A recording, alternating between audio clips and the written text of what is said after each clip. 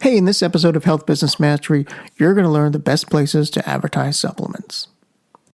Welcome to Health Business Mastery, the Creative Thirst podcast. I'm your host, Bobby Hewitt. So maybe you've got your Shopify store set up, you've got your products in there, you've got all your stuff ready to go, and nobody's buying. How do you get people to buy? Well, you got to advertise to them. Even if you've got some steady sales, you still have to advertise. Because with the increasing popularity of health supplements, advertising effectively is vital to stand out in the marketplace. In fact, advertising never ever stops. If you stop the advertising train, you will stop the sales. And if you stop the sales, your business will come to a grinding halt. So, where's the best place to advertise supplements? The best place to advertise supplements really kind of depends on your target audience and your budget and, of course, your marketing objectives. But don't worry, I'm going to break it down for you at several different levels depending on where you might be. So let's start off in the very, very beginning. If your marketing budget is zero, then your best bet is to put a lot of sweat equity that doesn't cost money, but rather costs your time. So if you're time rich and cash poor, I recommend you put your time into blogging and building an email list. Blogging will pay off over time, but you have to stick with it for years and years and years.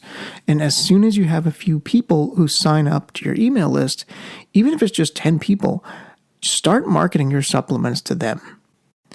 This is not going to be the fast track road, and it's not the best way to get supplement buyers. But if your marketing budget is zero, you can still do a lot here as long as you're consistent over time. But let's say your marketing budget is a little bit higher, but yet it's still kind of constrained. Let's say your marketing budget is under $10,000 a month. Then you want to maximize every dollar of your advertising budget because $10K won't take you very far.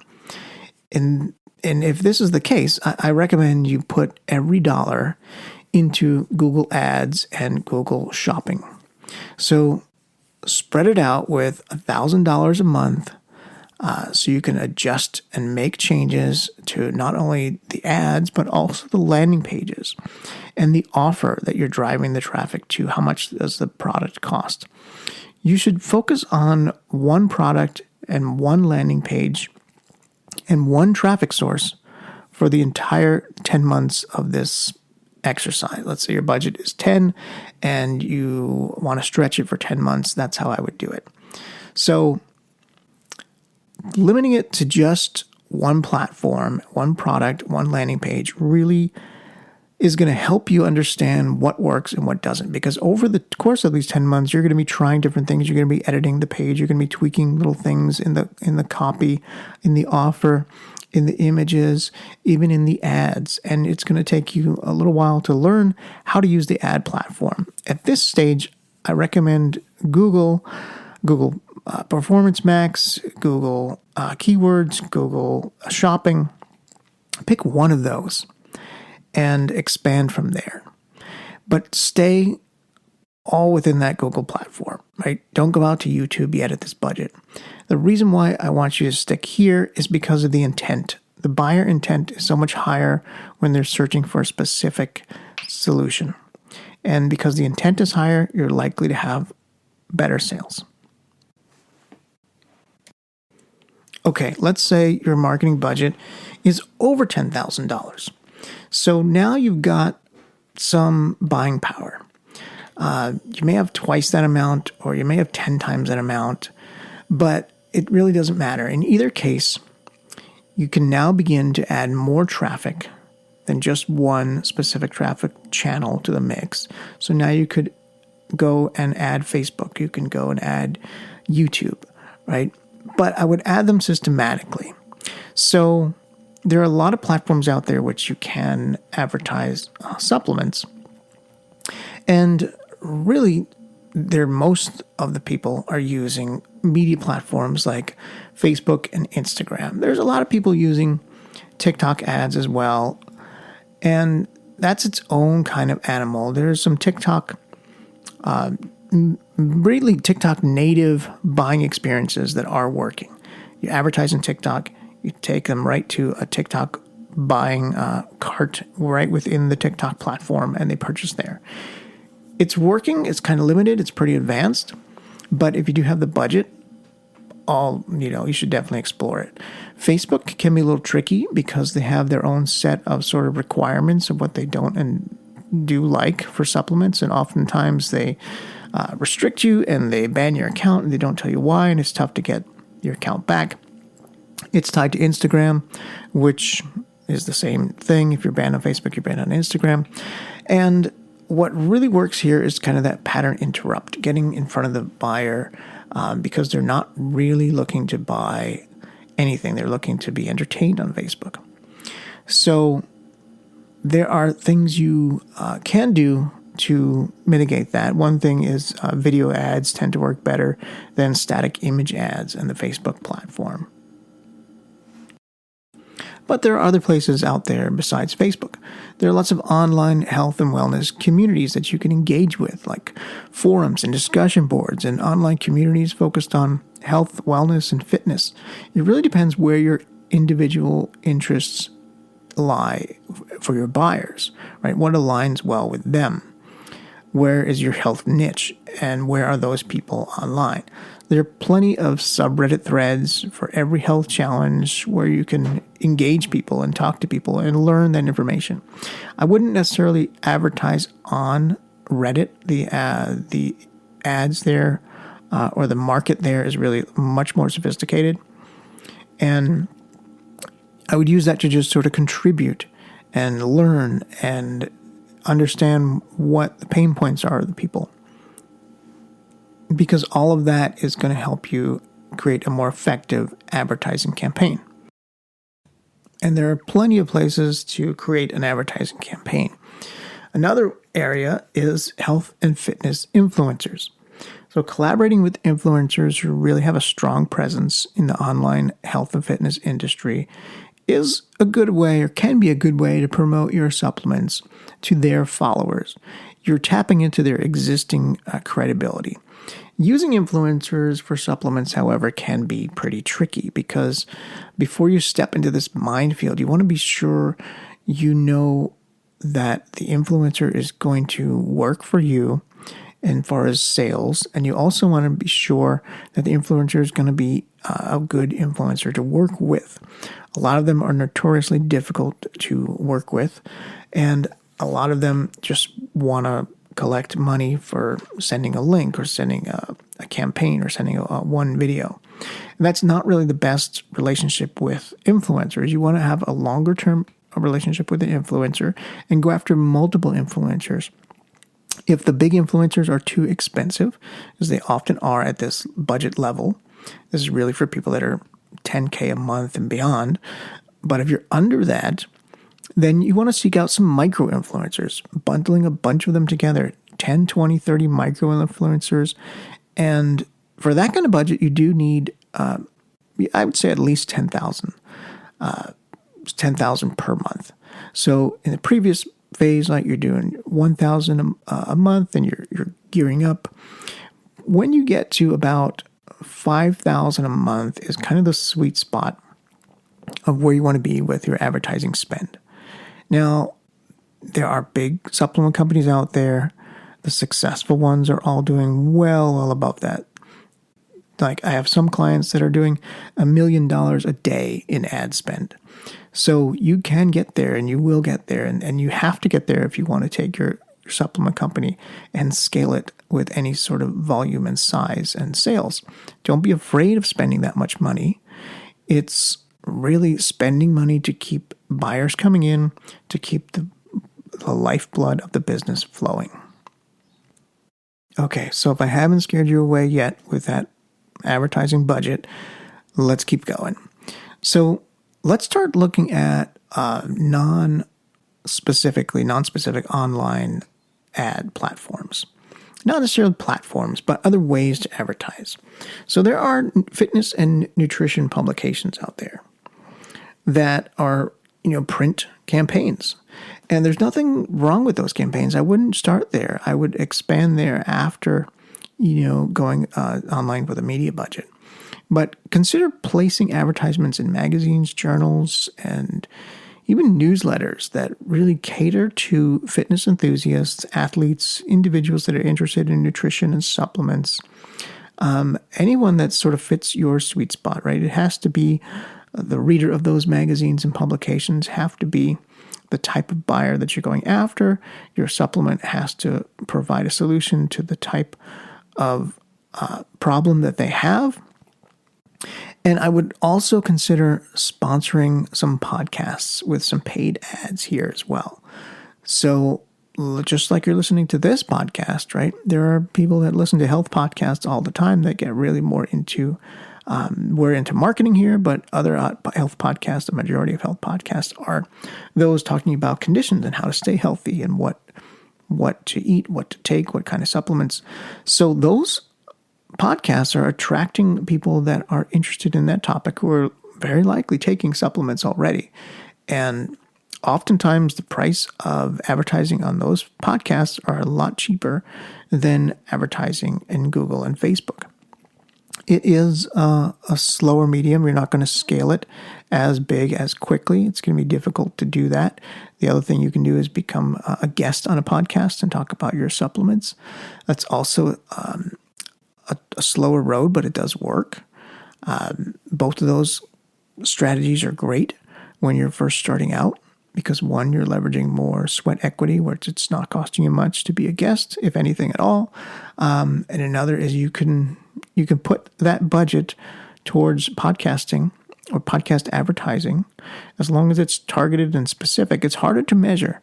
It is definitely harder to measure than Facebook and Google. But if your budget is super low and for some reason you're not getting traction with Facebook or Google, then I would start looking at alternative avenues like this. I would do podcasting before I did a print campaign because a print campaign is really just kind of pay and pray. You're not sure if it's going to work.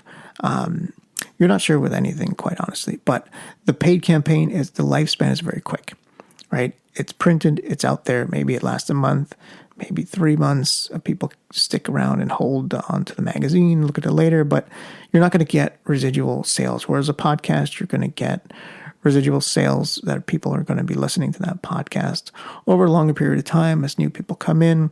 But then like anything else, the episodes are going to get older and people are not going to go that far back into the catalog.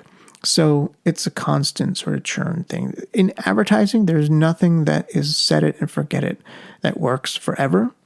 It's a constant iteration of you need more ads, you need different creatives, you need different angles. You need to keep testing different ad copy, especially on Facebook and Instagram and YouTube, where things are constantly changing. Audiences are getting saturated. Audiences are seeing the same thing over and over. The marketplace sophistication gets more and more, and the hook that worked a month ago doesn't work anymore. So the average life of a hook or an angle, as some people call it, is about like 3 months at max, and it's getting shorter and shorter. So the need to constantly put in new creatives, new ideas, new angles, new advertising copy, new videos is never, ever, ever ending with platforms like Facebook, YouTube, Instagram. Google, it's a little bit more sustainable, but even that it really is kind of dependent on what people are searching for, right? So I said before, it's a higher intent type of audience.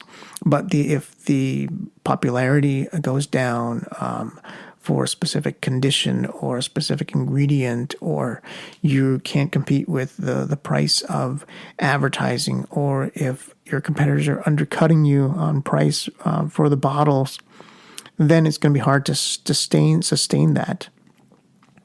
And it's going to require you to increase the amount you spend just in order to stay relevant, just to get your ads out there. It's going to cost more and more. Google is constantly kind of nudging you up higher and higher to spend more to get more ads in front of more eyeballs. That's their business. It's what they do. But it's a constant game of trying to spend or outspend the competition. So It's not all doom and gloom. There are even more alternatives to consider.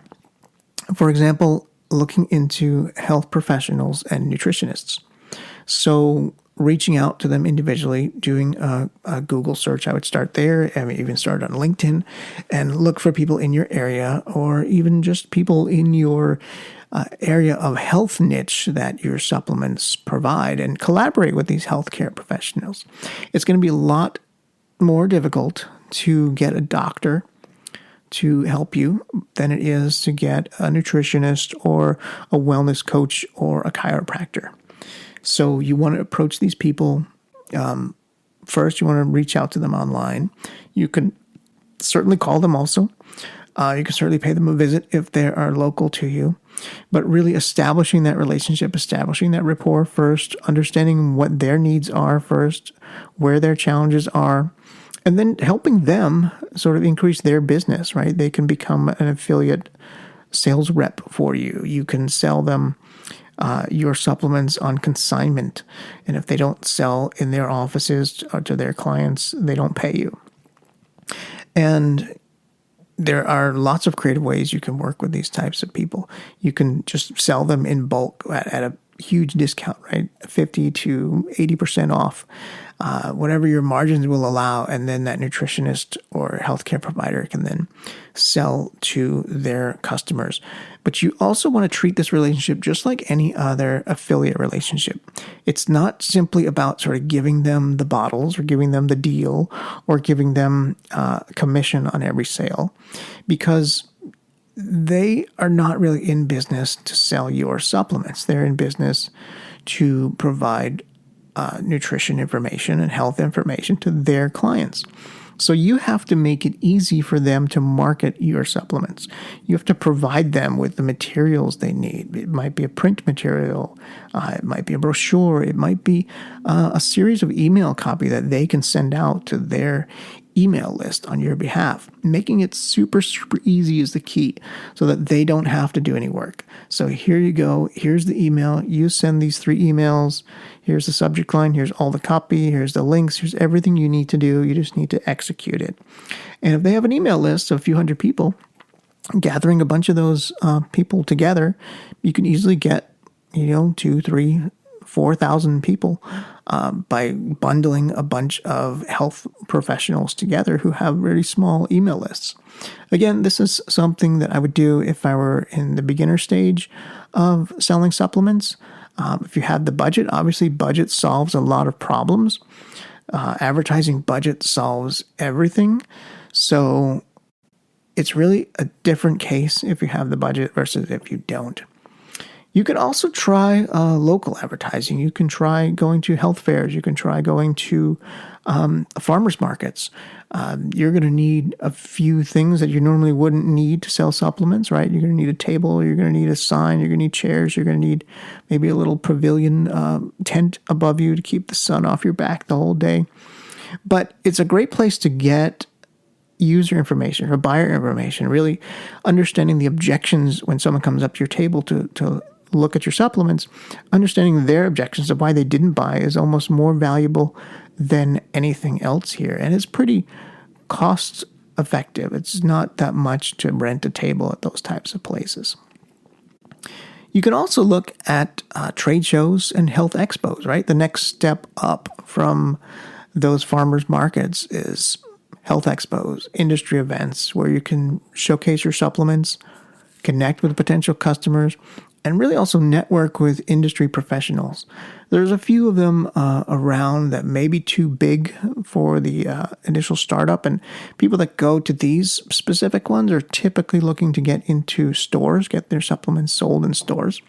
But here they are if you want to check them out. You can just do a Google search for them. But there is Expo East, which happens on the East Coast of the U.S., and there's Expo West, which happens over on the West Coast of the U.S. And they're both enormous conferences for supplements. And in addition to that, there is the NBJ Summit. That is one of the biggest in the supplement industry. And if you're going to those, I wouldn't go to those for the first time to sell your supplements. The first time you go to those, I would just go as an attendee just to get the lay of the land, understand what's there, to really see what's out there, really to learn. And then maybe consider, getting a table at these places. That's going to cost you big bucks, and you're probably honestly better off putting that money towards Facebook, YouTube, and Google. But if you're at that level and want to get into stores and sell your supplements in stores, then that's the place to start. Again, it's the kind of thing that you need to go to several times before you really kind of get a feel for it, before you really get the benefits out of it. They are so massive and large that you can't cover everything in one day. So there you have it. Those are some ways to advertise supplements online. We didn't really talk about YouTube, but there is a past episode on YouTube which you can go to and listen to. And keep up the good fight. Keep working every day to get your supplements sold out there, and eventually you will break through. Good luck. Creative Thirst is a direct response digital agency focusing on conversion rate optimization and A/B testing. We work with dietary supplement companies who are struggling to maximize the profitability of their funnels so they can scale. Through the last 7 years in the online health space, we've optimized many dietary supplement businesses. And in that time, we've uncovered the 3 critical funnels for success. We put together that information in a free digital download called The 3 Funnels Every Health Supplement Business Needs to Build a Multi-million-dollar Empire. You can get that free report by going to creativethirst.com. Scroll down to the appropriate section and click on the blue Get Your ebook button.